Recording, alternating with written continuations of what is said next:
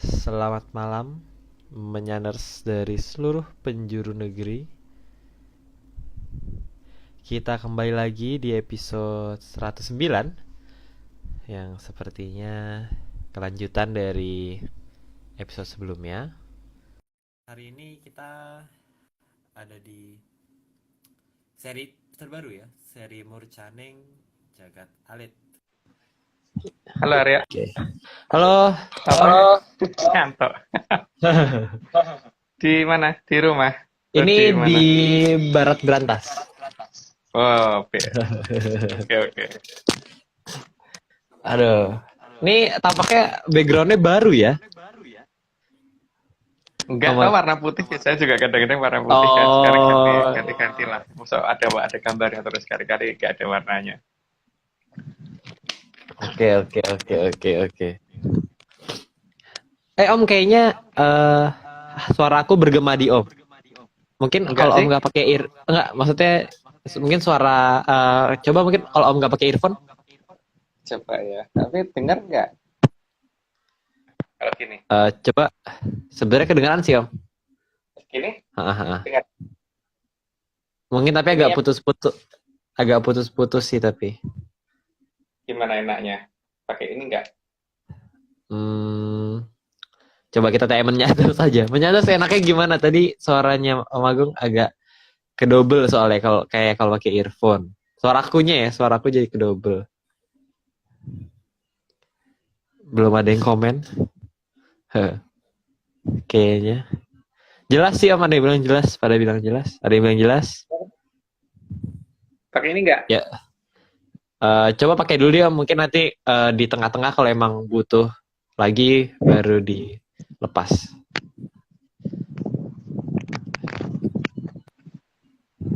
Ini. Tapi bergema ya? Coba tes. Coba tes. Udah nggak? Tes, tes, Ah, tes. masih.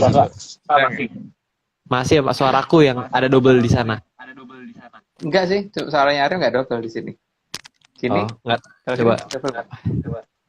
Bentar ya, ini tak ganjel dulu. Pakai apa ya? Oke deh, coba deh. Mepet. Ganjelannya yang enggak ada. Oke, udah nggak ada masalah katanya. Malah, oke lah. Ya wes, kalau enggak ada masalah berarti enggak usah ya. Nggak usah Iya. diganjel-ganjel. Ini Tapi kita Arya ngira aku nunggu. bergema. Oh ya? Tapi Enggak, Arya jadi suaraku double. Oh, tapi di aku enggak sih. Di aku enggak. Ya, ya udah, nggak apa-apa. Sekarang kita nunggu tante tante adik Mbak tapi adik gitu loh. Mbak tapi adik. Bingung kan? Ini membingungkan nih sudah Mbak Adi. Mbak tapi Oke adik lah. bingungin. Ini coba kita.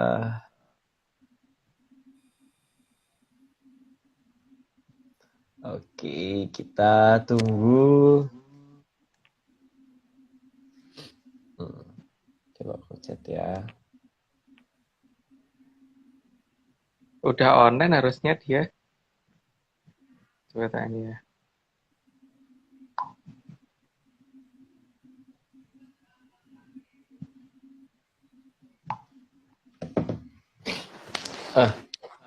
Ini kayak kita masuk seri baru ya Om? Sebenarnya dari kemarin juga ada seri baru.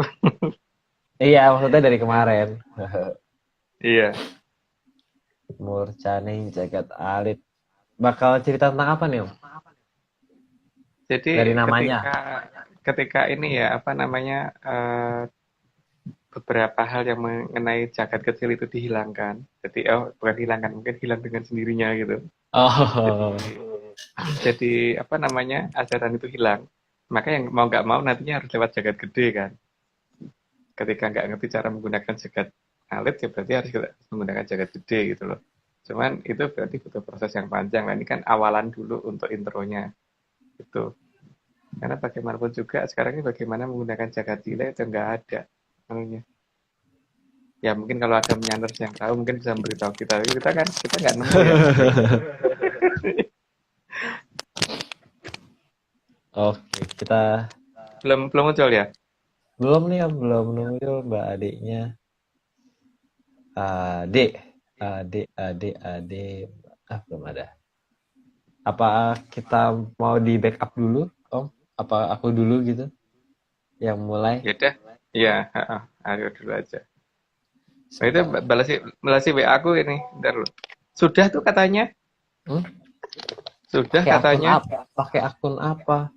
Akunnya apa? Bentar nih tak WA Tahu itu. Taunya bukan yang itu. Udah masuk udah masuk ke live-nya belum? Bentar. Udah masuk ke live-nya belum? Terus,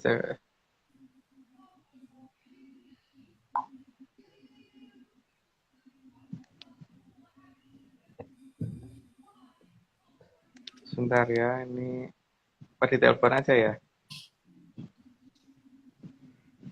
Tak.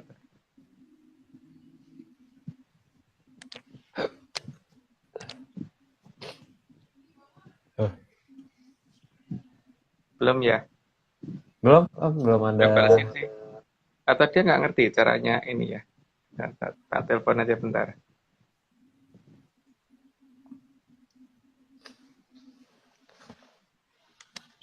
Halo Mbak, belum ada tuh kata Aryo.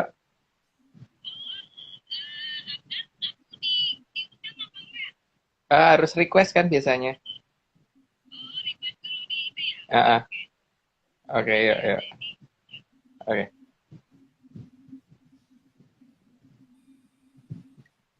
Saya tak suruh request dulu kan. Karena aku kan biasanya juga request kan. Iya, Dia biasa nunggu langsung nunggu di request. nunggu diundang ternyata.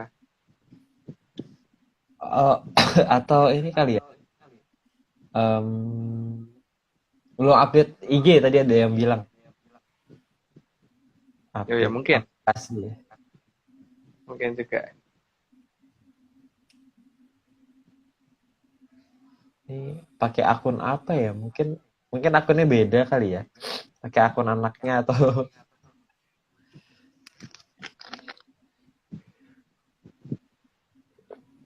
Coba Aryo telepon aja deh. Mungkin kalau Aryo, karena kan hostnya Aryo, jadi mungkin lebih gampang pakai HP yang satunya. Sebentar. Kita coba lagi. Apakah sudah ada? Belum. Oke. Kita tunggu mungkin sampai 8.10. 9.10 kali ya, Om ya. Bentar, nah. Tapi mending ada telepon bentar ya. Ini aku Ada telepon. telepon bentar. Hmm.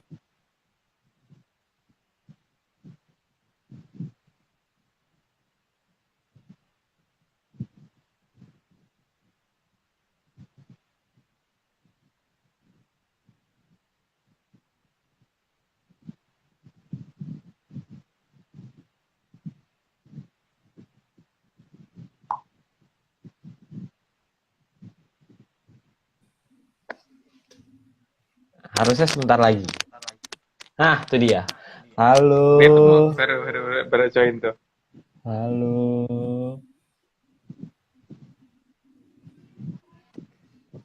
Itu baru join Aryo. Iya, Kelihatan kan? iya. Iya, iya. Di tempatku juga kelihatan baru join.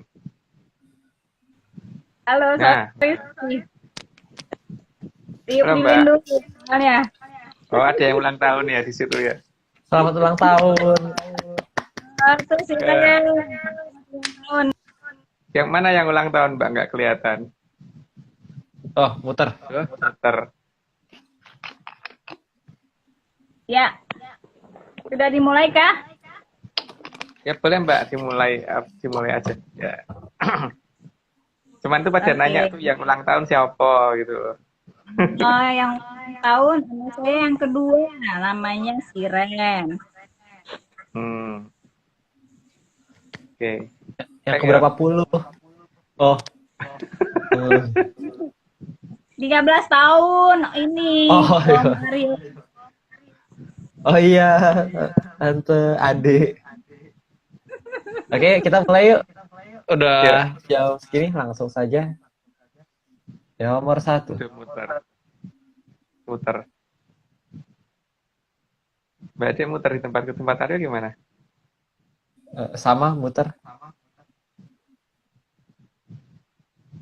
Oh, bola. Mbak muter di situ Mbak. Mbak Ade pakai wifi atau pakai pakai data? Kayak muter-muter Pakai gitu, sering muter-muter.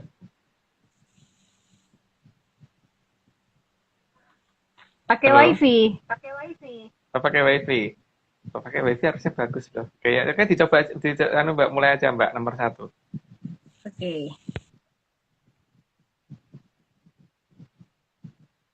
Muter lagi. Muter lagi nggak Aryo? Iya, Om muter. Atau Aryo yang bacain dulu? Bentar. Oke deh, boleh deh. Eh, nomor 1, dalam tataran di atas manusia ada Danghyang dan Sanghyang dan juga para Kumara Luhur. Oh, luhur. Udah pernah dibahas di nggak tahu kapan, lupa, pokoknya udah pernah. Lanjut aja. Kedua, dalam tataran Kumara Luhur bisa dari leluhur yang dulunya pernah jadi manusia ataupun yang belum pernah jadi manusia karena tercipta sebelum adanya Arcapada. Itu gambarnya nggak dirubah Aryo. Nah, jadi ini gambar dari alas ketonggo ya. Tahun berapa itu kita foto. Yang jelas memang leluhur itu yang ada yang belum sempat jadi manusia karena memang kalau ada sebelum bumi gimana gitu kan. Jadi ya ada yang seperti itu. Itu versi kita ya, Aryo ya. Lanjut, Pak. Aryo, Mbak. Aryo. Oke, nomor 3. Dalam tataran Danghyang ada 3 tingkatan. Terdiri dari Hapsara, Hapsari, Dorandara, Dorandari, dan Widodoro, Widodari.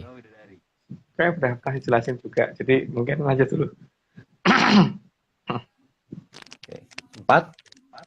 Dalam tataran Danghyang juga ada yang dulunya pernah jadi manusia dan ada yang belum pernah jadi manusia. Jadi saat-saat zaman awal ya, berarti dari zaman kalau Kokilo atau zaman di bawahnya itu yang jelas beliau ada yang ditugaskan kembali turun menjadi Danghyang. Lanjut Aryo. Oke. Nomor 5. Dan Danghyang bisa dari tataran Sanghyang ataupun Komara Luhur yang ditugaskan menjaga Arcapada per wilayah di bawah aturan dari para Sanghyang. Ini juga pernah dijelasin, jadi lanjut dulu. Oke, ke-6. Danghyang juga bertugas menjadi pamong manusia di bawah wilayahnya. Sebagai orang tua dari manusia, maka Danghyang tidak butuh apapun, karena di Kahyangan semua sudah lebih dari serba ada. Ini yang harus dipahami ya, bahwa kalau kita memberikan sesuatu itu bukan karena beliau perlu ya, dan karena butuh itu, karena beliau makanannya itu juga tidak gitu. Karena segala hal yang disiapkan oleh kita untuk beliau itu hanya lambang sebagai anak cucu yang menghormat kepada beliau, bukan karena beliau membutuhkan itu, tidak, sama sekali tidak butuh. Jadi kalau dikasih kembang atau apa, bukan beliau butuh kembang ya, nggak butuh itu gitu. Dikasih menyan juga nggak butuh, karena di sana sudah jauh lebih dari serba ada gitu. Oke. Ini kayaknya ada Mbak Ade ada lagi, sudah hadir lagi. Oke. Sudah. Oh, yang tadi kayak suaranya agak bergema. Tapi kayak dari Om, dari ini earphone-nya Om deh kayaknya.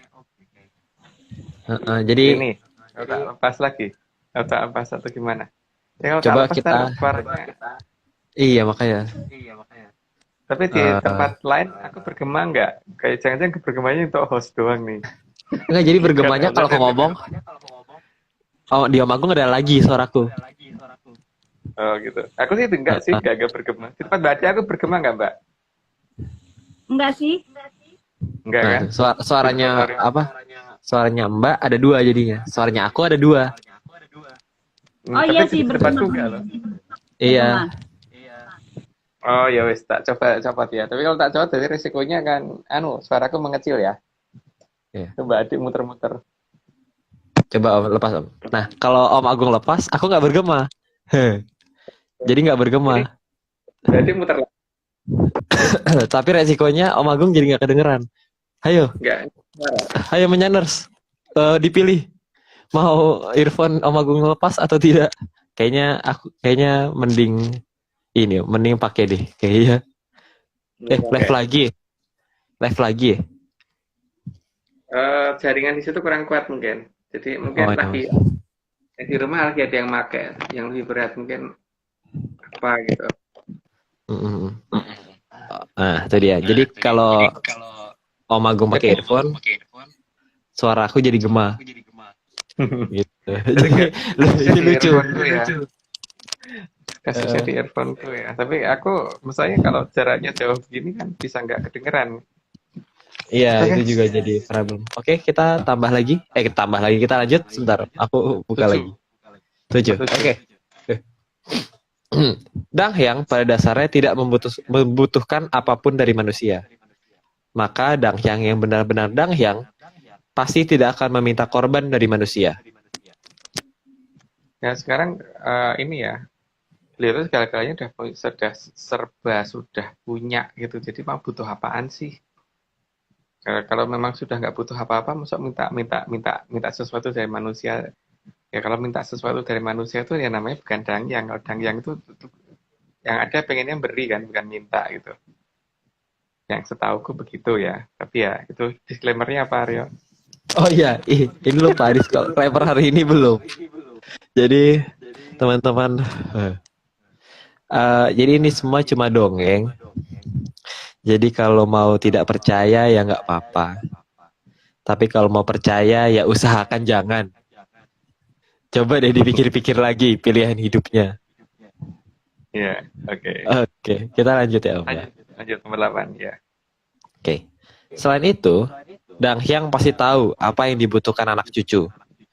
Jadi tanpa melapor pun, kadang beliau sudah menolong tanpa meminta imbalan. Imbalan apapun. Apalagi imbalan nyawa manusia. Karena itu yang mereka jaga. Jadi tidak akan mungkin mereka minta. Ya kalau namanya orang tua itu yang pengen anak cucunya itu selamat dan sehat gitu kan, nggak ada yang pengen anak cucunya mampus gitu, nggak ada gitu loh. Setahu gitu. Jadi kalau memang dia dangyang ya dangyang harusnya seperti itu yang dilakukan. Jadi bukan kemudian malah kamu harus kalau kesini harus bawa ini, kamu harus mengorbankan ini ya itu aneh sih menurut aku loh. Lanjut ayo. Iya, berarti harusnya yang mintanya formalitas doang berarti ya kali Om ya.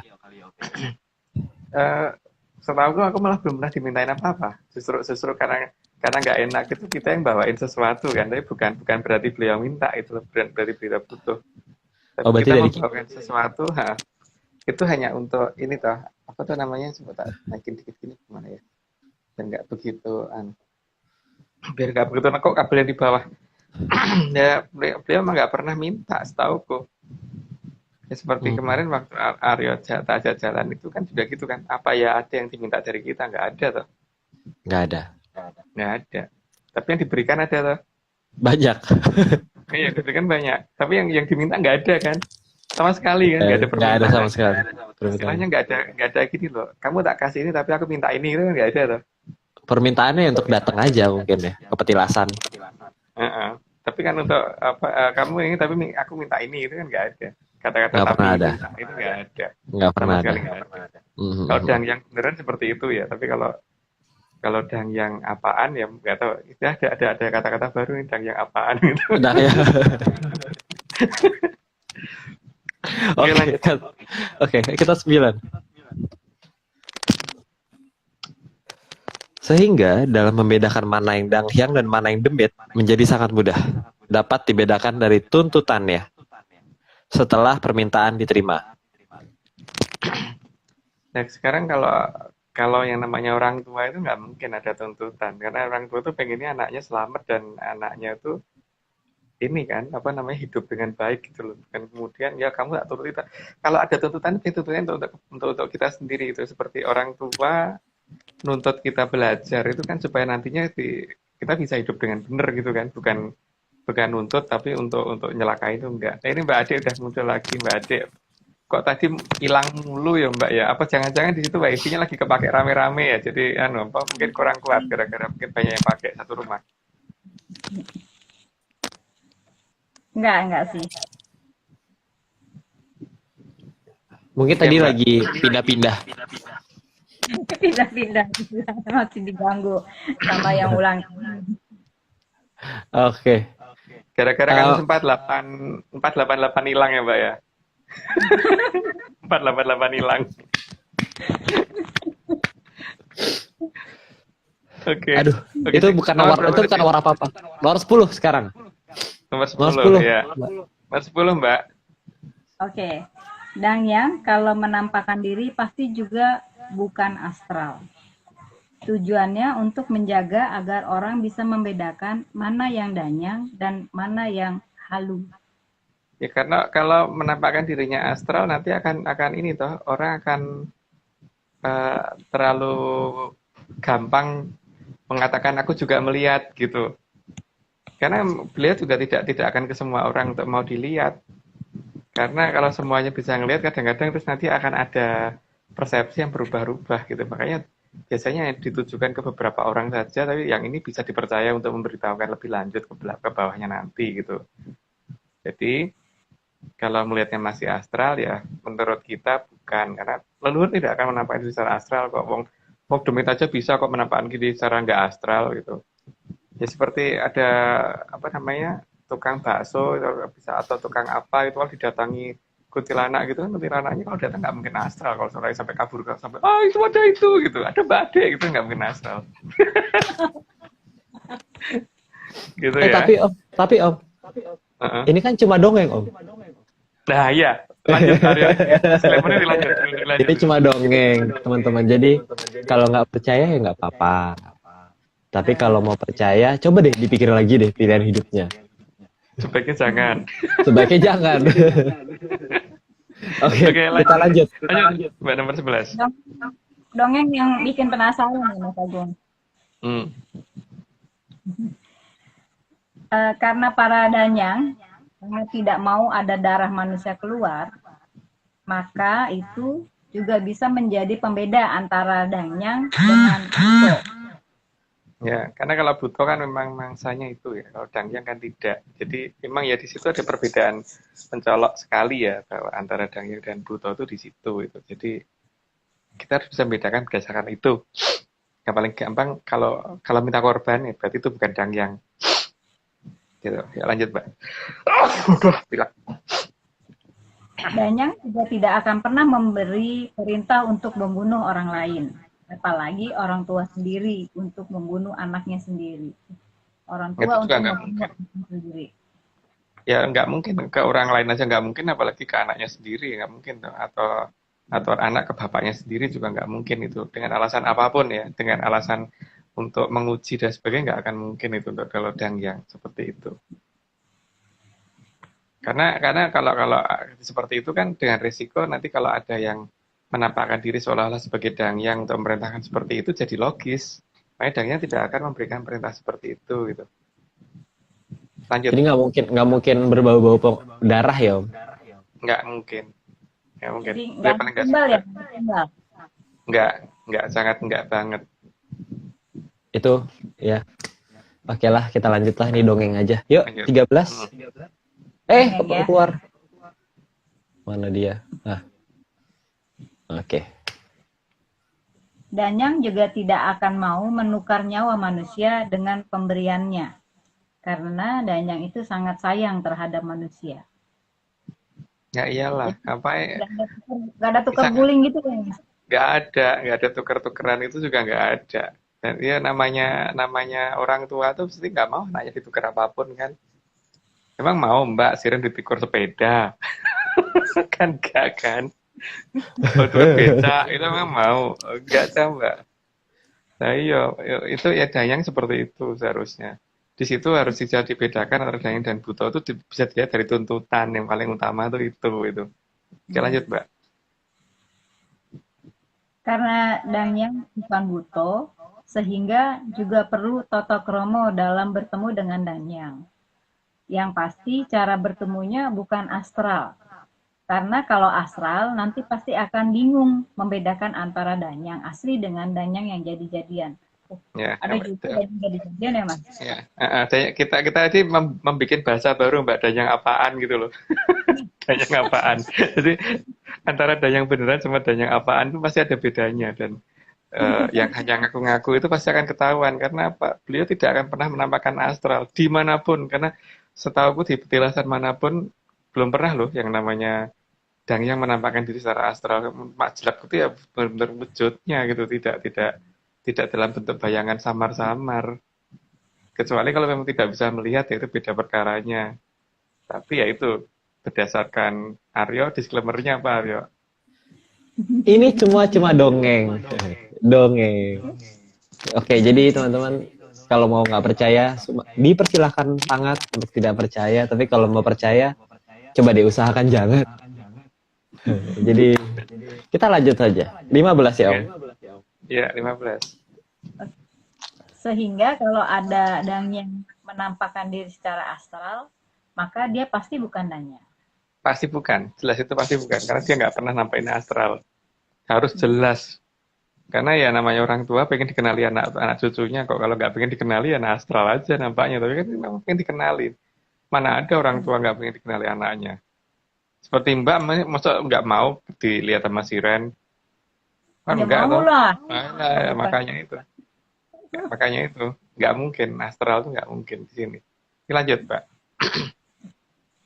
Terkadang ada beberapa danyang yang meminta kembang untuk dibawa ke petilasannya. Kembang ini bukan untuk dimakan oleh sang danyang loh. Ya, bukan. Karena memang beliau bukan makannya bukan itu gitu. Lucu aja sih kalau itu untuk sarapan beliau gitu juga nggak mungkin gitu. Nah, untuk apanya nih di nomor berikutnya gitu. Bapak Aryo? Oke, Ingat lanjut, lapar, Mbak. Tapi tujuan dari danyang lebih pada agar anak cucu mengenali baunya. Karena belum bisa melihat, jadi bukan untuk dimakanannya para danyang. Jadi supaya anak cucu tuh kenal dengan bau itu. Jadi kalau suatu ketika kalau misalkan di kamar tiba-tiba ada bau itu, oh berarti si danyang yang ada di petilasan tadi datang, ya gitu kan. Karena mungkin matanya belum belum dalam bahasa Jawa belum sangkep pocondrionnya itu loh dari Itu pihak kayak kemarin manusianya. ada waktu di Tonggo itu, kan kemarin ada wangi apa gitu di Alas Ketonggo kemarin itu. Wangi loh wangi. Nah iya, ya, seperti itu Mbak. Kalau belum sangkep pocondrionnya, paling tidak beliau menunjukkan dengan cara seperti itu. Karena apa? Masalahnya juga beliau juga khawatir kalau misalkan muncul tiba-tiba ini toh kabur malah kitanya malah takut gitu loh. Jadi paling tidak ini bisa dijadikan jadi dia meminta kita membawa kembang tertentu itu bukan untuk beliau makan tapi kenali loh bau ini. Jadi kalau aku datang lagi itu ada bau seperti ini gitu di tempatmu walaupun di tempatmu nggak ada kembang gitu Mbak. Oke. Itu Mbak ada Mbak Rina itu nyapa. Halo Marina. Salam buat ponakan-ponakan. Oke lanjut Mbak. Ya, 18 ya. Mm-mm. Sehingga jika sang danyang ingin berkunjung ke setiap anak cucu agar dikenali keberadaannya lewat baunya, meskipun belum bisa kita lihat. Itu kan hanya untuk ini ya, tadi seperti saya cerita tadi supaya kita ngerti bahwa oh beliau datang gitu loh. Dan kita supaya pada saat beliau datang tuh ya kalau ada permintaan bisa diajukan waktu itu gitu kan. Berarti beliau kan sudah mempersiapkan diri untuk memang menerima kalau ada yang mau matur dengan cara malah beliau mendatangi bukan kita mendatangi tempatnya. Nah, bahwa itu kita akan mengenali jika kita sering ini kan menuruti membawa sesaji itu kembang-kembangan itu ke tempat beliau karena tiap yang beda-beda loh ciri khasnya ini maunya ini beda-beda jadi biar mengenal itunya tujuannya beliau itu bukan untuk dimakan bukan untuk di diusap-usapnya juga enggak gitu loh setahuku gitu. Buat mandi juga enggak ya, Om? Oh bukan juga sama sekali tidak untuk siraman ya tidak sama sekali. Oke, lanjut Arya. Maka 19. setiap danyang 19 ya, Yo. Maka setiap danyang akan mempunyai baunya sendiri-sendiri dan sering tidak sama, tapi baunya pasti harum. Nah, tapi yang jelas bukan bau amis ya, bukan bau apa namanya ikan asin gitu juga bukan, atau bau apa kotoran juga tidak, makanya itu yang ditunjukkan Ya. sama beliau. Oh berarti beliau lagi datang gitu. Oke lanjut Mbak. Kalau menyan gimana? Bau menyan. Bisa bisa aja tergantung beliau maunya apa gitu kan. Yang kita Kan Oh, hafalin apa ya. oh, bukan ini, menyanyikan wangi. oh iya iya bener ya. Jadi yang selama wangi berarti ya. Mm-mm. Wangi vanila. Ah, lucu juga sebenarnya. Oke lanjut. Oke. Oke. Bunga yang diminta oleh para danyang pasti bunga yang masih mekar dan utuh, bukan bunga rontokan. Karena bau bunga rontok tidak akan seharum bunga yang masih segar. Ya itu jelas ya, bisa dibedain sendiri kok bedanya. Kita juga punya hidung kan, bisa membedakan antara yang sudah rontok dengan yang masih seger. Beda ya, memang beda pasti baunya. Ada walaupun mungkin ada yang nggak bisa bedain, tapi pasti ada banyak yang bisa bedain gitu. Lanjut Mbak. Ya. Kalau buto, baunya hanya sewangi bau telo bakar. Bisa telo bakar atau bisa sesuatu yang bisa busuk atau agak gimana gitu. Atau malah amis kadang-kadang kalau dia habis memangsa sesuatu kan amis baunya. Anyir, Lanjut anyir Mbak. bau itu. Anyer, iya. Bahkan terkadang akan tercium bau yang bagi manusia tidak sedap, tapi bagi buto itu wangi sekali. Ya, ada perbedaan panca indera kan soalnya. Ya sekarang gini aja, seperti laler itu mungkin menganggap bau busuk itu enak untuk dia, tapi untuk kita enggak kan. Ya Hmm. begitulah perbedaannya antara manusia dan buto, antara dayang dan buto di situ yang paling utama. Lanjut, Mbak. Bau buto terkadang berbau amis, membuat manusia terasa sangat tidak nyaman karena baunya adalah bau kematian. Tidak perlu Serem. dibahas lah, tadi kan udah dengan tadi nggak beda jauh gitu penjelasannya. Ya. Ya lanjut, Mbak. Maka seharusnya sangat mudah dibedakan mana leluhur dan mana yang buto, meskipun tidak bisa melihatnya. Itu kondisi pertama ya, karena kan jenis parfumnya aja beda banget gitu lah. Apalagi yang bisa melihat lebih jelas lagi sih. Hmm. Tapi jelas kok, baunya itu ekstrim. Jadi kelihatan yang datang siapa itu akan jelas dari bau minimal udah kelihatan duluan. Karena walaupun dia menutupi pakai bau bunga sekalipun tetap beda. Bau aslinya tetap akan kecium walaupun di antara bau gitu tetap ada bau aslinya. Lanjut, Mbak. Hmm. Karena memang sudah kodratnya alam bahwa yang dianggap wangi oleh manusia itu dianggap busuk oleh buto. Demikian juga bau yang dianggap paling sedap untuk buto, tapi untuk manusia justru tercium bau yang busuk. Ya itu memang ya kodratnya alam. Jadi mungkin tidak hanya buto ya, dengan beberapa makhluk yang ada di bumi aja ada yang begitu kan. Seperti contohnya tadi yang saya katakan laler tadi kan, justru mendatangi bau seperti itu. Kalau kita kan menyingkiri bau seperti itu gitu. Jadi tergantung jenisnya apa. Tapi kalau buto memang seperti itu. Lanjut, Mbak. Para luhur juga lebih suka dengan tempat yang bersih dan teratur, sementara buto lebih suka yang kotor dan berantakan. Ya makanya kita dianjurkan untuk hidup itu teratur dan rapi kan, bukan berantakan gitu. Lanjut aja, Mbak. Sehingga saat 500 tahun Kilura Sabdopalon meninggalkan Nuswantara, bukan Nusantara, maka negara yang beliau momong menjadi daerah yang bersih, indah, sangat rapi, serta teratur. Jadi di sini saya menekankan lagi ya bahwa sebutan dari kita itu Nuswantara ya. Jadi kita tuh nggak nyebut Nusantara, pakai W, Nuswantoro. Karena yang kita kalau bicara Nuswantoro. Walaupun itu mungkin orang lain ngomong yang benar Nusantara terserah, tapi bagi kita yang benar Nuswantara. Karena cuma dongeng sih Om, kebetulan. Itu masalahnya. Terus daerah yang didatangi Kilauan Sabdopalan, makanya tempatnya akan jadi lebih bagus, teratur dan rapi gitu. Dan kecenderungannya orang untuk membuang sampah pun akan berhati-hati di tempat itu karena Kilauan Sabdopalan orangnya sangat-sangat senang dengan hal yang sifatnya bersih sekali gitu loh. Maka di negara yang seperti itu berarti kemungkinan besar beliau ada di situ gitu aja. Lanjut Mbak. Jadi Bisa kelihatan ya Mas, kalau misalnya ada negara yang maju, rapi, masyarakatnya disiplin, itu kemungkinan besar ada yang sabda palon di situ ya. Ya, dan sangat bisa dilihat walaupun negara itu mungkin musuhin banyak orang, banyak negara, walaupun cuma satu negara kecil, tapi bisa menang perang terus gitu.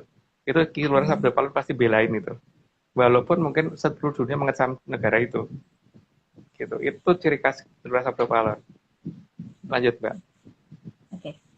Bahkan tempat sampah pun akan dibuat sebagus mungkin agar orang tidak jijik dengan tempat sampah, meskipun jijik dengan sampahnya.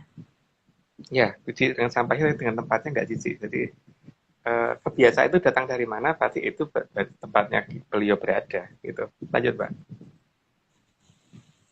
Tempat favorit Buto adalah tempat yang berantakan, maka penyakit yang membahayakan manusia akan mengikuti dan mengincar manusia di tempat seperti itu. Ya, karena memang penyakit itu kan turunan bisa dilihat dari ini ya, waktu zaman Prabu Kandiawan dulu, bagaimana tempat sampah itu mulai menjadi tempat hinggapnya penyakit itu mulai dijelaskan di situ kan, di zaman di Tantra Pagelaran di zaman Prabu Kandiawan. Lanjut, Mbak. Bahkan dari sisi wujudnya, kalau terlihat juga akan sangat menyeramkan. Aduh. Ya, yang jelas tidak punya inilah apa namanya, nggak ngerti make up dan sebagainya gitu loh, supaya kelihatan menarik itu gimana, jadi ngertinya kayak gitu tuh menarik tuh dia gitu.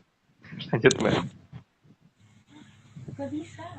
Ada jenis demit yang kalau mengalahkan musuhnya juga dengan tertawa dan tersenyum. Tapi senyumannya tetap mengerikan. Jadi iya, ada jenis demit yang begitu.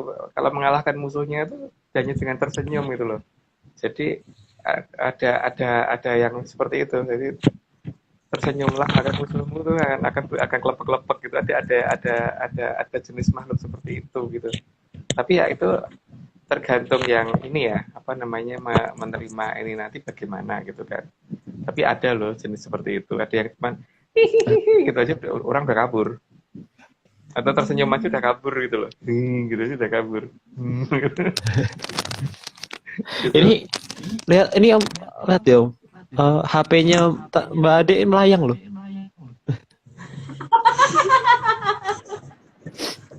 Wah, Jangan dibikin terbang Mbak HP-nya Mbak. Nanti bingung nanti orang-orang. kasihan loh orang-orang ini loh. Kan Aduh. mau pembuktian. Oh, Nggak perlu. pembuktian. 488 ya Mbak. Pembuktian 488. Kasus 488. Nama 332 ya? 332, 33. Aduh, nggak tahu lah. 332 Aryo sama 488. Iya. Angka itu cuma dongeng, guys. Nggak apa-apa. Bukan apa-apa. Oke, Oke. lanjut Mbak. Oke, ada juga demit yang dinamakan gelundung peningkis yang sering menyamar jadi ayam saat malam. Saat ayam tersebut dipegang, mendadak akan berubah jadi kepala yang tersenyum dan senyumannya sangat membuat orang jadi ngeri. Jadi hati-hati dengan yang sering tersenyum ya. Jadi jangan sering-sering senyum ya Aryo. Tadi kita gudung pecing nanti. Makanya Kalau tersenyum musuhnya kalah kan. Jangan tersenyum makanya. Itu Oke. kayak ini ya. Apa? Kalau Bali itu ya bukan. Bukan. Beda Mbak, itu di Jawa kok yang sering kelihatan. beda makhluk Gudung kayaknya. pecingis namanya. Beda makhluk mungkin. Tapi kalau di sana kalau ada mungkin namanya beda kali. Tapi saya nggak tahu namanya apa kalau di sana. Oke, Oke, Mbak, lanjut. lanjut. Tapi kalau leluhur Danyang serta Sang Hyang tidak akan mau menakut-nakuti anak cucunya. Ya ngapain tuh, kurang kerjaan namanya kalau nakut-nakutin. Ini lanjut aja Mbak. Meskipun tempat singgahnya kadang mirip seperti dekat pohon besar, tapi kadar menyeramkannya tetap akan berbeda. Mungkin Arya bisa cerita dikit ya, waktu di tengah hutan itu walaupun tempatnya sangarnya seperti itu, tapi tentrem kan di situ, tidak ada kesan sangar. yang seru sih sebenarnya tempatnya kelihatannya serem gitu kan karena orang bilang ada ular, ada apa, kalau jengking lah apa. Tapi ketika datang ya aman, kayak nggak ada apa-apa aja, nyamuk aja nggak berani datang. Yang jelas semua ular kesirap semua kan, semua tidur semua. Berarti pada saat kita injek juga, ularnya juga gak bangun. Iya, iya itu Kena pernah sel dengar. gitu ya. Jadi Ada kan ya, kemarin yang kita injek masih melek kemarin itu tajam. baru kemarin. Mbak Ade ikut ya. Diinjek tetap melet aja tapi gak bangun. ya makanya ya agak Padahal panjang loh. Padahal panjang loh. Itu loh peleng hitam putih loh. Padahal panjang hitam putih keinjek Iya, nggak sengaja masih tidur. kemarin gudangnya ular rolling bener ya, kita datangin kemarin. Iya Mbak. ya mungkin emang dia habis minum obat batuk kok. Obat tidur. Obat tidur ya. Nggak sengaja ketelan gitu. Seluruh ular di hutan itu minum obat tidur semua mungkin. Oh, Iya. oke. Itu Ini Yosep atau apa? orang libur bantu kita yo, tahu kalau ada takut ular. Oh, gitu, Mbak. Oke. Oke, lanjut. Lanjut yuk. Oke, bahkan para dandannya juga berbeda sekali karena di alamnya demit memang tidak ada penata rambut yang profesional. Makeup Ya. juga nggak ada. Nah, profesionalnya dia kayak gitu loh. Jadi kalau membedakan Danyang dengan Demit di situ paling enggak itu dari jenis tataan rambutnya itu kelihatan bahwa make up wajahnya dan sebagainya itu lucu-lucu kalau mereka. Jadi kalau Danyang kelihatan beda dong. Ya lanjut Mbak. Ya, di alamnya demit juga tidak akan mengenal rias wajah dan tata cara mengenakan make up. Kenal aja enggak kan? Atau make upnya beda Mbak. Jadi kalau mereka kalau Mbak make upnya kayak gitu merek apa gitu, kalau dia mungkin mereknya kotoran apa gitu kan, bisa aja beda. Makanya dari baunya juga lain gitu. Blush on-nya darah gitu ya. Di sini pakai darah gitu. Blush on-nya apa, terus bedaknya apa, Kedua, lipsticknya apa gitu. Beda. Dari situ kelihatan itu kira-kira Demit atau Dang yang kelihatan. Lanjut Pak. di alamnya demit juga tidak mengenal penjahit baju profesional karena bajunya hanya tampak itu saja. Mending tampak itu aja, makin lusuh makin jelek dan makin nggak jelas tuh iya gitu loh. Jadi dia nggak kenal yang namanya ganti baju model apa gitu, nggak ngerti. Kalau luhur pasti ganti-ganti pakaiannya, kadang datang pakai pakaian apa, besok pakai apa, itu pasti kan ada ganti-gantinya. Tidak itu aja gitu loh, dan makin bau aja. Lanjut Mbak. Benar ya. Kalau para leluhur dari agemannya saja sudah pasti terlihat sangat berkelas. Yang jelas pasti ada unsur emasnya tuh ada. Makanya kalau muncul gunung emas jangan kabur. Kalau kita akan diberikan soalnya. Gitu. Jadi tidak ada unsur yang menunjukkan bahwa itu aja terlalu jelek dan sebagainya, juga enggak. Pasti kelihatan ada wibawa di pakaiannya juga gitu. Lanjut Mbak. Walaupun pakai ini ya, Om.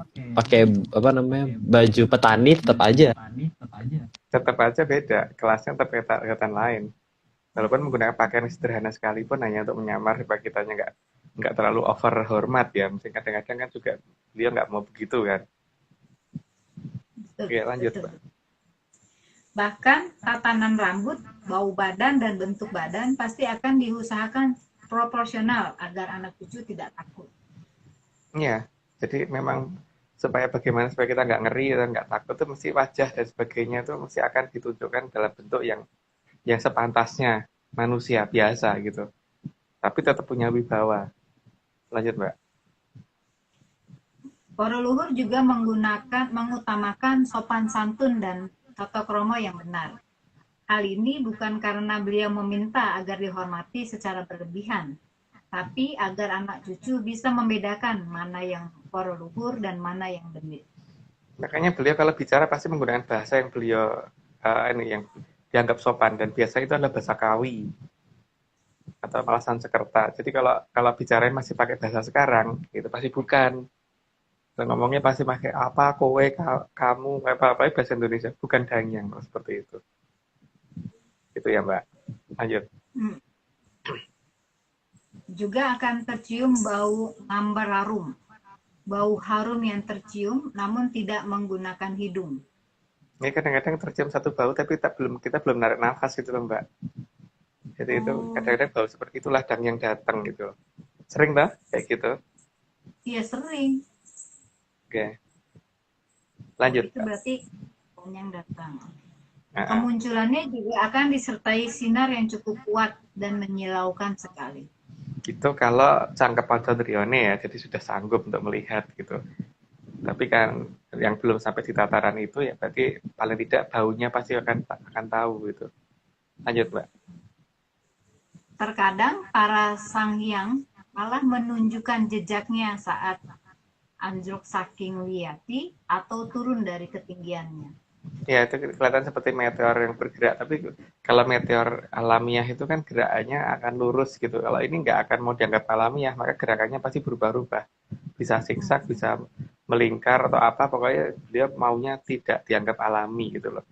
Supaya anak cucu malah siap siap menerima kedatangan beliau kalau kalau yang sanggup melihat ya. Karena itu ada di wasiah Fosfotajem.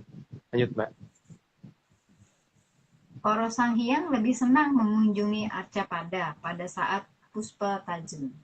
Makanya kata-katanya bukan ojo turu sore kaki, karena ojo sore itu nggak ada orang tidur gitu kan.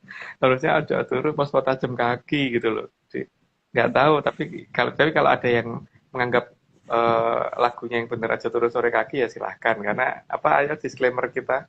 Ini cuma dongeng. Jadi kalau nggak percaya, ya nggak apa-apa. Tapi kalau mau percaya, usahakan jangan. Lanjut Mbak.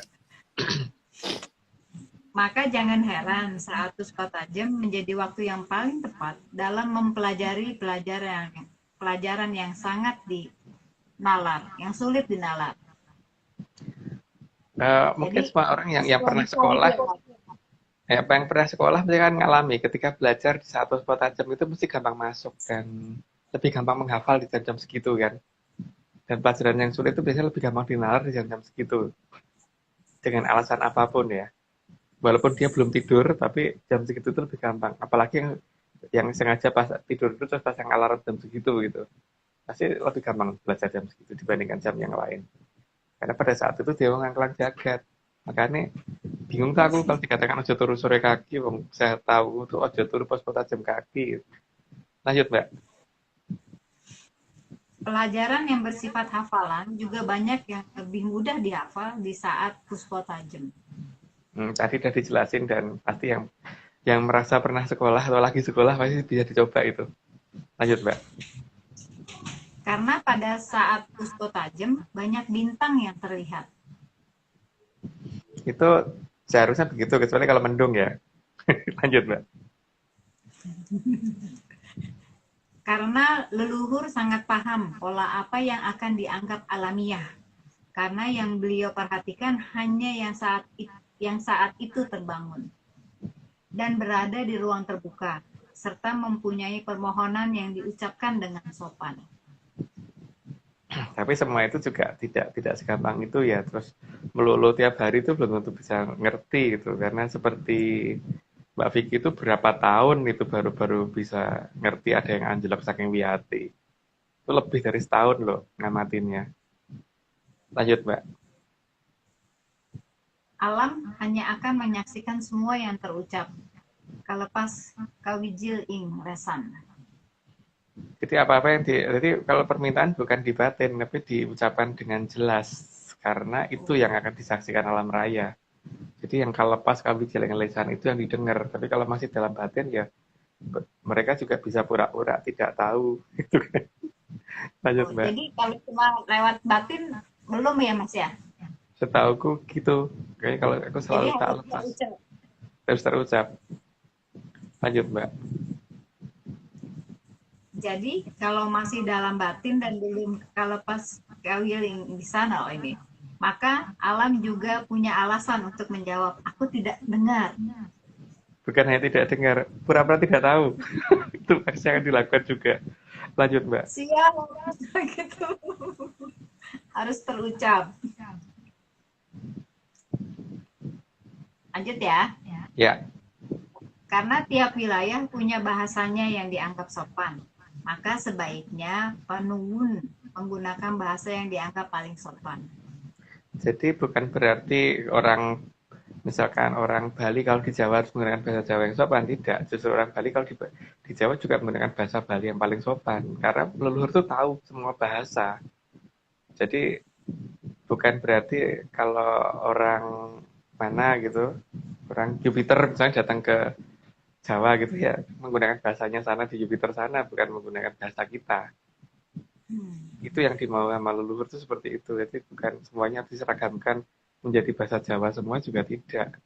Orang dari mana planet Mars sana datang ya menggunakan bahasanya dia. Karena kalau dia menggunakan bahasa kita kan malah justru dia nggak ngerti itu sopan apa enggak. Tapi kalau menggunakan bahasa sendiri kan dia tahu bahasa ini paling sopan apa tidak, gitu kan Mbak.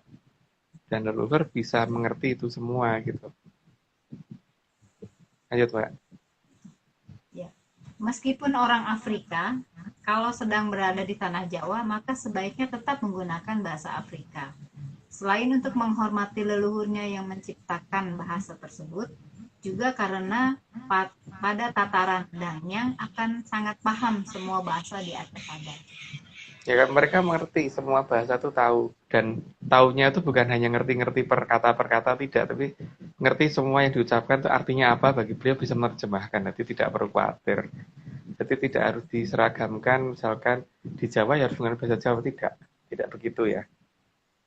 Tidak, kita jika jadi begitu juga orang ya tadi tuh yang ceritakan tadi dari luar angkasa pun datang yang menggunakan bahasa mereka di sana, tidak sadar pakai bahasa kita gitu. Lanjut Mbak. Apalagi kalau orang Afrika berada di Afrika, tentu akan lebih baik kalau memakai bahasa Afrika. Itu apalagi ya kalau di Jawa ya menggunakan bahasa Jawa sekalian gitu seharusnya, bukan menggunakan bahasa Jerman gitu loh Mbak. Lanjut Mbak. Nggak bisa Mas. Nah iya.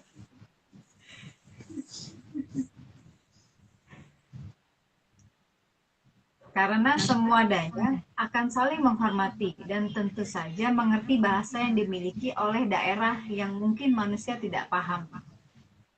Ya namanya Dangyang, kalau bukan Dangyang ya nggak ngerti, perlu penerjemah mungkin kalau bukan Dangyang. Kalau seperti kita yang betul-betul penerjemah, kalau beliau ya enggak gitu.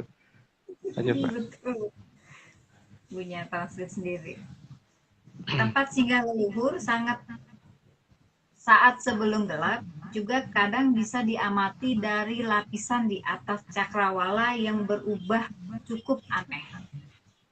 Kalau dicermati dengan seksama, matahari tenggelam atau terbit bukan dari batas cakrawala, tapi pada ketinggian tertentu. Itu mungkin Mbak perlu cerita sendiri tuh. Kemarin waktu lihat Atlantis yang sampai gila itu gila seperti Wonderland atau seperti apa itu yang Mbak lihat sendiri itu kemarin. Lihat apa Mbak? Lihat entah ya itu ke Bendang Kamboyan atau Majapahit waktu di Bogor, itu di atas ini juga, dan Atlantis ya Mas ya, itu memang di atas batas cakrawala ya, ada lapis putih gitu. Nah, dia berada di kalau gedung-gedungnya, kalau bahasa saya sih kemarin kayak batu nisan, karena waktunya kotak-kotak gitu hitam. Itu ada di atas putih itu, dan ada di bawahnya kayak gerbang. Sudut berapa derajat Mbak elevasinya untuk waktu melihat itu? 3 derajat. 3 derajat ke atas kan? 93 derajat dari garis vertikal kan? Jadi 3 derajat horizontal ya? Terus dari ketinggian berapa itu Mbak? 1200 MPL ya? MDPL ya. Terus yang di pinggir pantai berapa derajat yang di pinggir pantai itu? Di pinggir pantai kemarin berapa derajat lupa. 6 ya? 6. Oh iya 6. Derajat. Terus yang kelihatan bentuknya kayak apa Mbak? Yang apa Mas? Itu loh. Bentuknya kayak apa? Ya, bentuknya warna. kan Mbak sempat melihat kan bentuknya warna putih. Kayak ini Disland. workshop Disneyland. di Disneyland putih gitu, kayak gapura ya, itu ya gapura kayaknya sih. Warnanya Kalau pinky atau warna putih? Pink atau putih? putih agak Merah pink-pink jauh. dikit. Nah, Ya itu Putih berdasarkan agak pink pengalaman Mbak Ade loh, bukan saya loh. Mbak Ade yang ini. Oke, kita lanjut belum Mbak. pernah lihat ya Om ya. Dikit-dikit. Oh dikit. Dikit-dikit. Ah, Yang tapi moto Aryo tapi. yang paling jengkelin itu adalah kita dengan mata dengan kasat mata, dengan mata ini bisa kita lihat, tapi kalau kita abadikan itu nggak dapat. Maafkan aku Mbak, kameraku nggak aku bawa. Disuruh bawa kamera nggak mau sih, ya udah. Maafkan Jadi, aku. apa yang paling menjengkelkan lagi adalah kalau kita sudah kepengen pulang, makin banyak yang bisa kita lihat. Itu dia. Pulang. Oke, lanjut. Oke lanjut. Manusia juga akan mengenali sekuning kahyangan yang ada di atas tanah. Itu kalau harus mengenali, karena kalau jagat alatnya sudah nggak ngerti bagaimana mengembalikan dan bagaimana menggunakan itu untuk mencapai kayangan, ya berarti harus mulai ngerti jagat gede kan. Tapi ya gini istilahnya, kalau kita ngerti pesawat terbang dan kita punya tiket pesawat, tapi kalau tiket pesawatnya kita buang, ya mau nggak mau kita harus ngerti bagaimana kalau jalan kaki dari Jakarta ke Surabaya, minimal itu kan. Walaupun sebenarnya sia-sia amat kalau ada pesawat terbang kok jalan kaki gitu. Ya, tapi itu harus dialami. Kalau misalkan nggak ngerti bagaimana ke bandaranya di mana, terus beli tiket pesawatnya bagaimana, ya harus begitu kan. Lanjut Mbak. Manusia juga harus paham saat seperti apa leluhur memberikan anugerahnya yang hanya bisa ditangkap dengan menggunakan mata. Itu yang biar gitu. Jelas banget itu, satu spot aja. Mungkin Arya yang pernah lihat kalau itu ya. Yang biar. Empat Lihat kan? apa ya? Kalimat tidak. Lihat apa ya? Ada deh. Oke, lanjut aja. Oke. Maka leluhur memilih saat puspa tajam agar bisa diterima oleh yang masih terjaga di waktu puspa tajam. Makanya bingung loh. Aja turu sore-sore kaki itu bingung aku. Lanjut Mbak. Dan tentu saja saat turunnya anugerah berupa gemerlapnya angkasa bukan diterima dengan mata terpejam. Ya karena emang kita harus sambil melihat ya, waktu masuknya kekuatan kan begitu memang masalahnya. Itu kalau berdasarkan mandologiri kita ya, tapi kalau mandologiri yang lain ya nggak tahu.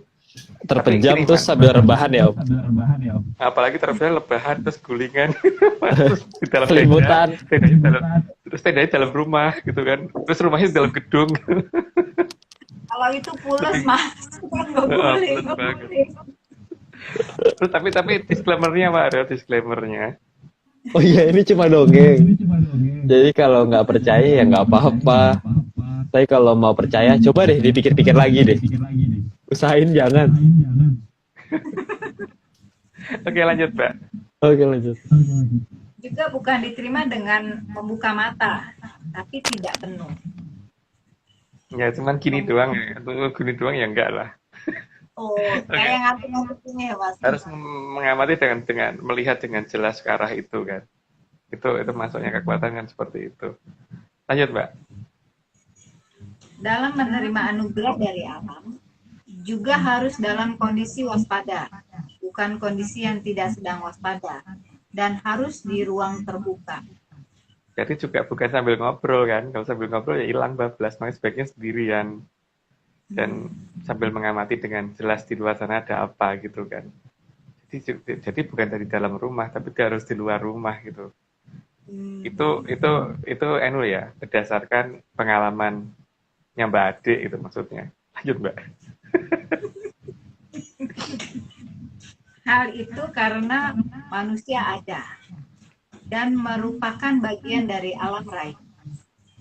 Ya karena memang manusia bagian dari alam raya, makanya harus mengerti dan mengamati alam raya supaya nanti ngerti arahnya kita harus kemana gitu kan, pada saat akan berjalan itu berjalan kemana gitu. Lanjut, Mbak.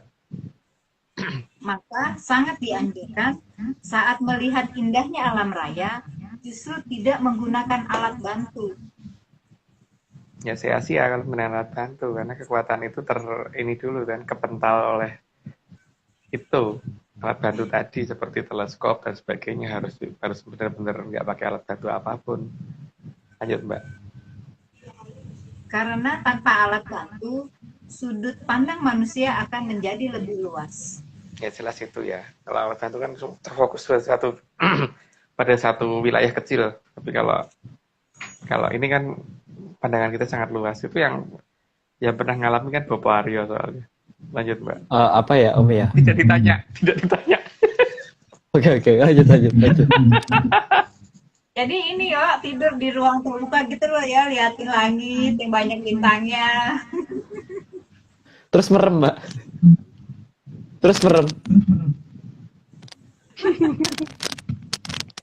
Oke lah, lanjut. Selain itu, sesuatu yang mendadak muncul akan terlihat dengan jelas saat tanpa alat bantu. Nggak perlu dijelasin tadi, udah dijelasin, Mbak. Lanjut, Mbak. Maka terkadang akan lebih waspada jika diamati bersama-sama. Lebih waspada, tapi jangan kemudian ngobrolnya dihentiin. Jangan ngobrol kalau lagi seperti itu. Cuma nanti begitu lihat itu kan, itu nggak apa-apa. Tapi kalau keasikan itu ngobrolin film Korea atau apa gitu ya. Yang ada keburu hilang. Sambil ngeliatin ini Mas, atas gitu Mas. Tapi nanti yang gara-gara ngobrolin film Korea jadi hilang gitu kan, Mbak, sempat lewat nggak kelihatan atau tinggal kelihatan ekornya doang atau harusnya mengarah ke situ jadi mengarah pindah arah gitu. Lanjut, Mbak. Namun harus diingat bahwa bintang itu ada di atas. Jadi mengamatinya bukan dengan menghadap ke bawah. Itu banyak juga yang yang melakukannya seperti itu kan, bintang itu di atas kok ngelihatnya ke bawah gitu. Jadi ya gimana mau dapat bintang gitu. Lanjut, Mbak. Akan lebih baik kalau pola per pola alam bisa dihafal. Sehingga kalau ada pola yang tidak wajar bisa langsung dipahami. Karena kadang-kadang munculnya itu kita nggak nyadar gitu loh. Jadi misalkan ada rasi Orion, di dalam rasi Orion bintangnya ini tiba-tiba ada bintang lain yang aneh gitu.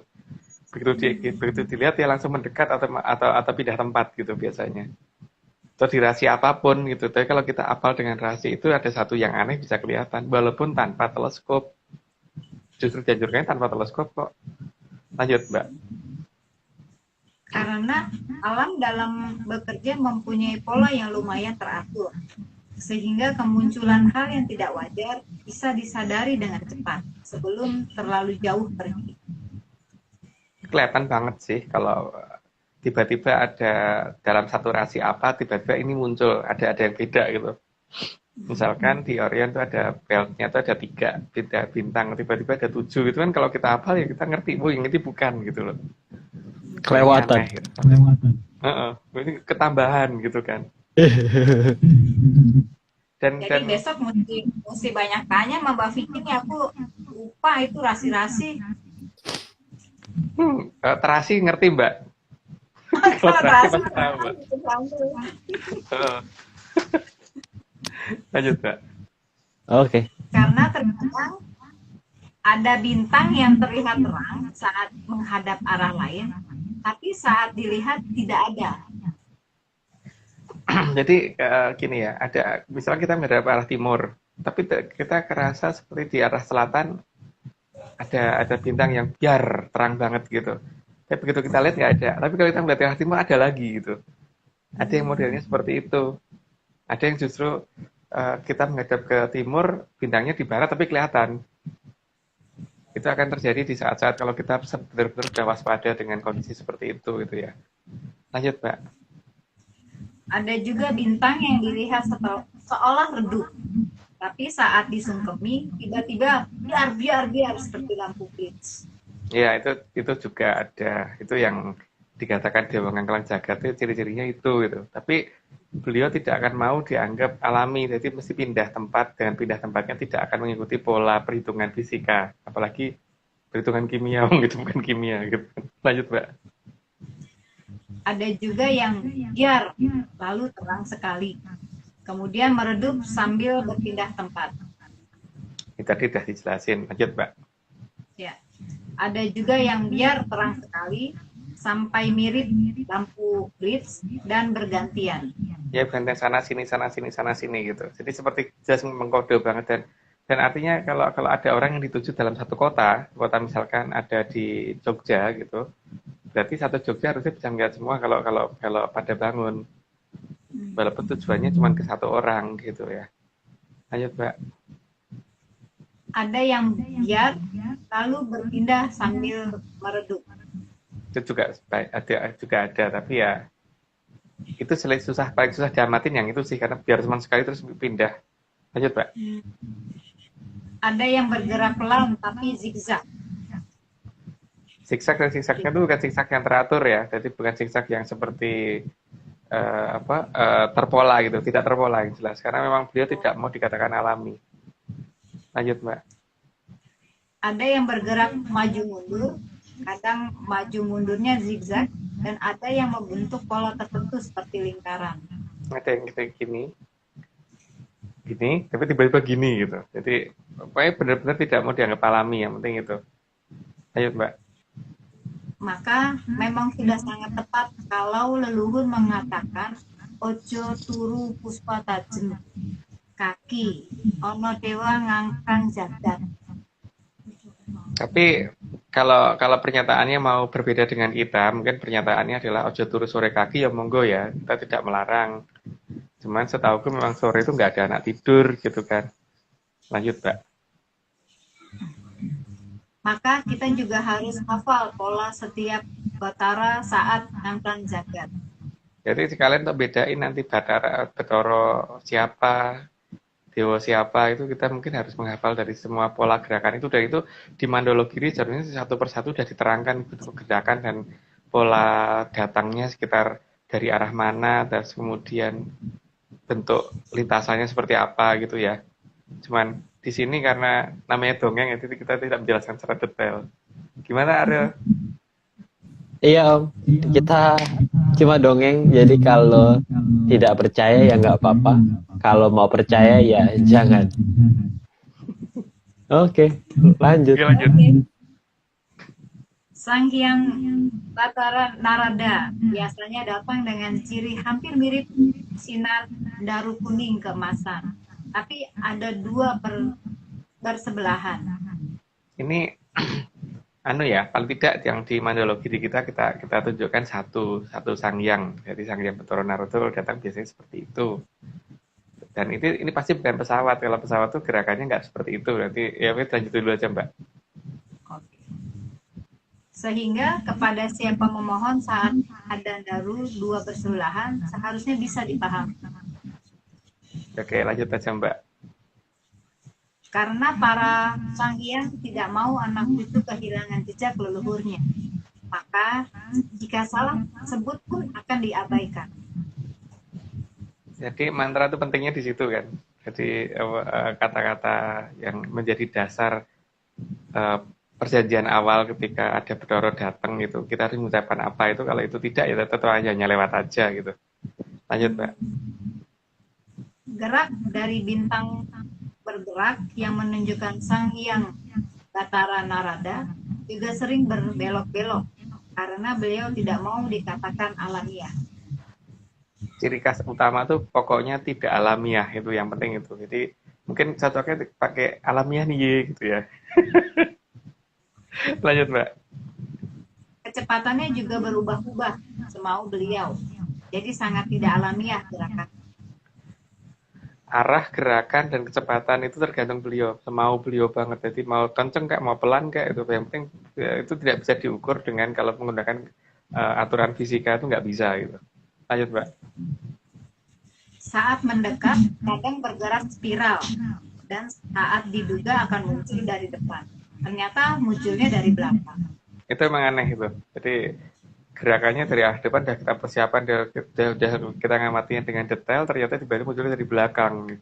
Beliau emang seneng agak dagelan sih kalau Bathara Narada. Lanjut Mbak. Terkadang muncul dari sisi sebelah kanan, spiral sambil tersenyum. Ya, itulah beliau. Lanjut, Mbak. Sang Hyang Batara Narada adalah Batara yang sangat lucu olah tingkahnya dan sering membuat tersenyum dan tertawa yang didatanginya. Ya, caranya datang tuh aneh-aneh banget, Mbak. Jadi memang pasti ngakak deh kalau ngelihat beliau datang. Itu sempat senyum tuh pasti. Ya, makanya bangun puspa tajam. Lanjut, Mbak. Sering puspa tajam tapi di dalam rumah doang, Mas aku. Sang Hyang Batara Narada tinggal di Kahyangan Suduk Pangudal Udal. Pangudal Udal. Ya, nama kayangannya Suduk Pangudal Udal, artinya tukang membongkar sesuatu hal yang sudah disembunyikan dari lama gitu loh. Atau sesuatu yang disalaharahkan, atau sesuatu yang dibelokkan oleh sejarah dan sebagainya. Tukang buka itu beliau itu. Gitu, Mbak. Lanjut. Kedatangan Sang Hyang Batara Narada biasanya membawa turunnya wahyu yang sangat penting dari negara. Dan kedatangannya juga memperhitungkan agar yang ditemuinya tidak takut kepadanya. Ya, itu mah tugasnya, tugas dewa yang bawa wahyu kan memang beliau. Ya, tapi itu kan terserah apa namanya, boleh dipercaya boleh tidak gitu. Dan kecenderungan kita malah sebaiknya jangan dipercaya gitu. Dan emang beliau emang lucu banget sih. Emang dagel sekali kalau datang itu. Seneng ini bikin ngakak kalau datang dan tidak terduga. Jadi kelihatan dari depan, munculnya dari belakang gitu. Dari samping, atau dari mana gitu. Bisa enaknya banget sih. Apa, Aryo? Enggak apa-apa. Tadi cuma pengen bilang ini dongeng. lanjut, ini dongengnya lanjut. Oh, ya. Ini dongeng guys, jadi kalau nggak percaya ya nggak apa-apa. Tapi kalau mau percaya, ya jangan. Oke, lanjut. Dulu awalnya Sang Hyang Batara Narada bernama Resi Kaneka Putra, karena putra dari Sang Resi Kaneka. Lanjutnya, masih ada tulisan bawahnya. Yang kemudian naik ke Kahyangan karena tidak terima kalau Sang Hyang Batara Guru naik sebagai rajanya Kahyangan. Ya, tapi terus kemudian berhadapan. Itu sudah pernah diterangkan di episode yang kapan? Nah, kok lanjut aja, Mbak. Sang Hyang Batara Narada tadinya berwujud satria yang sangat ganteng sekali. Tapi karena terkena aji kemayan dari Sang Hyang Batara Ismaya, maka beliau berubah menjadi seperti yang digambarkan di wayang. Beliau bisa Triwikrama, kembali ke wujud asalnya, namun dengan wujud yang saat ini yang lebih sering beliau gunakan, agar ketika turun atau anjlok saking wiyati, tidak ada yang takut kepada beliau. Itu ciri khas utama dewa itu begitu ya, tidak ingin ditakuti sama yang didatengin gitu. Jadi kalau datang dengan tujuan supaya ditakuti, itu berarti bukan luhur, apalagi dari kadewatan jelas bukan banget gitu. Lanjut, Mbak. Karena gerakan yang suka aneh-aneh di langit, sehingga terlihat tidaklah alamiah, maka beliau disebut Nur kan ada-ada. Maka kemudian disebut Nurada, dan bersama dengan berjalannya waktu berubah menjadi Narada. Itu istilah yang muncul terhadap beliau. Lanjut aja, Mbak. Oke. Saat Sang Hyang Batara Narada turun, pasti bersamaan dengan terlihatnya rasi bintang tertentu.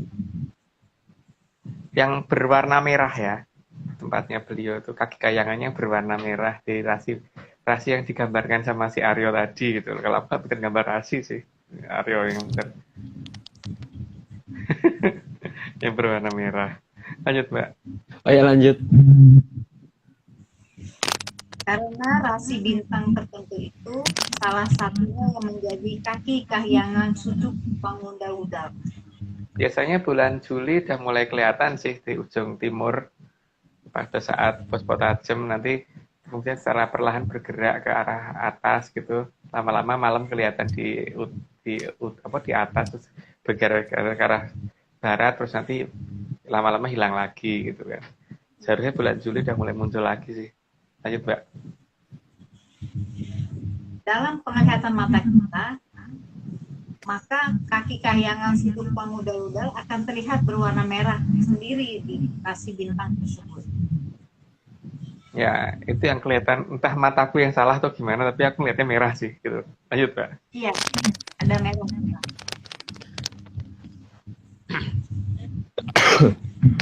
Kaki kahyangan sudut pangudal bentuknya kalau dilihat saat ini yang terlihat membesar, namun kadang mengecil, lalu membesar lagi. Sesuai dengan pemiliknya yang suka aneh-aneh. Jadi kalau dikatakan akan supernova, enggak lah ya. Enggak akan supernova itu. Cuman ya memang begitu, dia senengnya aneh-aneh. Tergantung yang punya, memang yang punya kayaknya seperti itu. Lanjut, Mbak.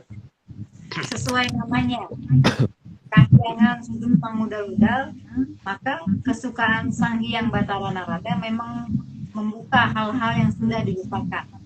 Apalagi hal yang sudah diubah ataupun diselewengkan. Ya itu tadi, seperti ya pokoknya terutama sejarah negara, satu negara ya. Makanya beliau pasti akan menerangkan bahwa benar nggak sih tanah Jawa sejarahnya seperti ini gitu loh. Lanjut, Mbak. Dalam banyak kasus, Sang Hyang Batara Narada sangat senang mengembalikan tatanan ke tatanan lama. Jadi tatanan baru ke tatanan lama berarti. Maka beliau adalah Batara yang paling dibenci oleh Sang Hyang Batara Guru, Sang Hyang Batara Uma, apalagi Sang Hyang Batara Kala. Karena memang ya beliau pengennya kan yang lama kembali. Jadi yang supaya yang lama kembali ya itu yang Bathara Kala yang pasti paling benci gitu loh. Sang Hyang Olo itu yang paling benci. Lanjut, Pak. Saat datang menemui manusia, pasti hanya kepada manusia yang masih terjaga di saat Puspotagel dan yang melakukan hal tersebut dalam jangka waktu yang sangat lama. Dan pada saat rasi yang merupakan kaki kayangannya beliau pas ada ya. Kalau enggak kan berarti beliau bukan tugasnya beliau untuk turun. Lanjut, Mbak. Kedatangan Sang Hyang Batara Narada biasanya membawa anugerah. Anugerahnya bisa dalam bentuk benda berharga, pusaka, bahkan wahyu yang semuanya sangat penting untuk kelangsungan negara. Dalam bahasa ekonomi ya, kalau menurut Aryo berarti bebas PPN, bebas PPH, sama bebas apa Aryo? PPN, PPH, PPN, PPH sama apa lagi ya? Aku lupa ya. Nggak mungkin bisa dilacak oleh itu kan? Oh, pajak. Oleh pajak. Nggak bisa kan? Datangnya dari kayangan ya, bukan dari bukan mulai Pajak. transaksi. Nggak mungkin biaya cukai juga.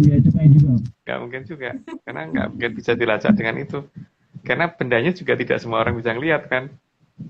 Tapi kalau mau dilihat juga bisa, tapi tidak semua orang bisa ngelihat. Jadi bebas PPH, bebas PPN, dan itu berharga gitu kan. Oke, lanjut, Pak. Oke. Saat akan memberikan, biasanya beliau akan menggosok-gosok tangannya, sehingga muncul cahaya kuning kemasan dari dalam tangannya. Ya, lanjut aja, itu nggak perlu jelasin. Sinar kemasan tersebut sangat menyilaukan mata, maka yang berhadapan biasanya akan menutupi matanya. Jadi gini ya, gitu. Gitu. Kemudian jadi gini, gitu. Ya, lanjut, Pak. Oh, silau. Maka tata cara hormat seperti ini dilakukan karena menahan silaunya sinar tersebut, dan agar dianggap sopan maka tidak membelakangi beliau apalagi kabur. Oh. Ya. Itu berdasarkan Mandologiri. Oke, lanjut, Mbak. Tanpa disadari, biasanya gerakan kepala pasti akan menunduk karena silaunya sinar yang dibawa oleh Sang Hyang Batara Narada. Ini bukan hanya Bathara Narada ya, semua Sang Hyang begitu gitu. Sang Hyang aja kadang-kadang juga bisa begitu. Cuman untuk di sini kita hanya membuka satu Sang Hyang Bathara Narada aja, untuk yang lain tidak, karena ini ya teman dongeng soalnya. Lanjutkan. Oh, Pak. Lanjutkan Aryo, lanjutkan dulu Aryo. Jadi kalau nggak percaya ya nggak apa-apa. Tapi kalau mau percaya, jangan. Coba deh dipikirin lagi deh. Itu coba deh. Pilihan hidupnya tuh coba dipikirin lagi gitu loh. Oke, kita lanjut. Setelah itu, maka anugerah yang terlihat seperti bintang itu akan diberikan, sehingga harus diterima dengan 2 tangan. Ya, dengan 2 tangan terus dilengkapkan kan, maka kemudian gini kan, gitu. Lanjut, Mbak. Maka anugerah tadi harus diterima dan digenggam dengan 2 telapak tangan. Tapi mau dibuang ya nggak apa-apa loh kalau nggak mau. Jadi kan biasanya kalau aku sih nerima tep gitu terus supaya dimasukkan ke kepala gitu kan. Lanjut, Mbak. Cara tangan menerima sang bintang seperti ini. Lalu diletakkan di atas kepala agar sang bintang masuk ke dalam kepala. Supaya kita menjadi lebih cerah gitu loh. Jadi gitu. Makanya kemudian dibakukan menjadi tata cara sungkem kan biasanya. Tapi ya itu berdasarkan mandologirinya Atlantis Research Center, bukan berdasarkan yang lain gitu. Lanjut, Mbak. Bentuk tangan bukan seperti ini, karena akan dianggap tidak sopan. Ya. Karena mirip bentuk tangan yang menantang. Apalagi gini ya, nggak boleh lagi gitu. Apa gini nggak boleh, gini nggak boleh gitu. Jadi kan tetap gitu. Oke, lanjut, Mbak. Maka siap menerima pemberian dari kedewatan akan kawedatan menjadi seperti itu. Kadewatan. Kawedatan, kadewatan, Mbak. Oke, lanjut. Ya, ini jadi Habis. habis nih yang terakhir. Kumrotipun konang wahyu, cahyanipun padang amelahi ngantos pepetang saged. Batar amring i ring rahayunipun jaman kencana, jamanipun rikala kamulyanipun tribuana wangsi mring arjatan. Arya, ini mungkin kita perlu ada disclaimer yang lebih lengkap ya tentang apa namanya yang disebut lengkap plus yang hanya Aryo kalau ritual. Oh iya itu dong Om. Itu emang di akhir rencana. Jadi ini langsung aja tutup pakai disclaimer. Iya. Oke. Jadi disclaimernya, tim ARC tidak pernah menjual jasa untuk bertemu dengan leluhur. Ritual resmi hanya dilakukan oleh Mas Agung, Mbak Vicky, dan juga Mas Aryo.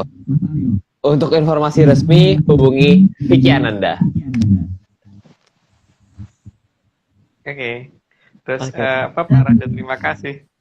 Oh iya, mungkin terakhir kali disclaimer yang seperti biasa. Ini cuma dongeng teman-teman semua. Jadi kalau nggak percaya ya nggak apa-apa. Kalau mau percaya, coba deh dipikir-pikir lagi. Gitu. Jadi ya kalau bisa sih jangan. Gitu. Oke. Jadi sekarang kita tutup ya Om. Berarti? Ya. Berarti apa tidak ada kata-kata terakhir? Mas Agung kali ada kata-kata. Jangan kata-kata terakhirnya masih ada. Oh ya hari ini maksudnya loh Mbak. Gimana? Ya udah begitu aja, yang penting Okay. apa namanya ini kita cuma dongeng berdasarkan data dari Selat Mandorogiri yang kita punya, ini bukan yang beredar karena pasti akan beda jauh dengan apa yang kami miliki ya. Yang kami miliki memang paling aneh dan mungkin paling nggak jelas di dunia gitu, jadi juga jangan dipercaya gitu kan. Jadi, mungkin itu sama yang ritual itu juga kali Om, harus di ini juga kali ya. Untuk ritual atau di ARC ini hanya dilakukan oleh 3 orang ya. Jadi untuk yang selain itu hati-hati gitu ya. Hanya saya, Aryo, dan Mbak Vicky Ananda. Karena yang sudah lumayan sangkep Poncondrion itu Aryo sama Mbak Vicky gitu. Kalau saya kan enggak. Uset. Udah, kita lanjutkan saja.